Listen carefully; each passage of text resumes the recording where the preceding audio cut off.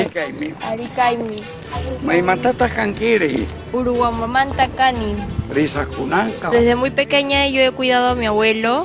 Me han enseñado siempre a cuidar a mi abuelo y mi familia siempre han hablado el quechua. Es como un deber para mí seguir con mi cultura. Chutaitai. Ahí en mi Viracocha. Allí chutapuyukusaiki. Y vaya tachicha. El quechua es un idioma que tú puedes expresar tus expresiones en tan solo una palabra y son cosas que cualquier otro idioma no lo tiene. Ayin yariki.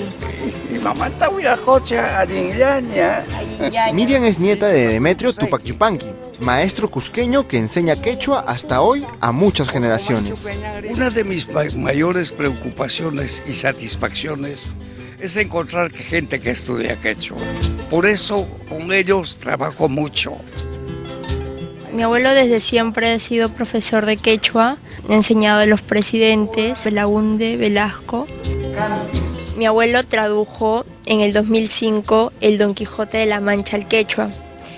Fue el castellano original, porque no es fácil, de por sí ni siquiera es fácil leer en español, y mucho menos pregúntate cómo es traducirlo en quechua. Cuando me enseña el quechua creo que es un poco más exigente conmigo como con un alumno, porque sabe que yo me puedo dar más por mí misma.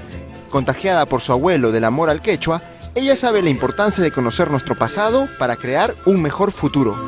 La lengua materna es muy importante para que prevalezca en la vida de cada persona. El idioma es la cultura y si no existe el idioma, no tienes cultura.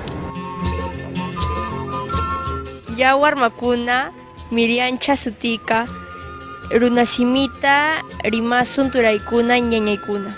Y es que hasta hoy mucha gente que tiene como lengua madre una diferente al castellano son excluidas de las decisiones que se toman en la sociedad, sin entender que la mejor manera de tener un mejor país y en paz es construyendo un camino común donde se tome de verdad en cuenta la diversidad cultural y lingüística del Perú.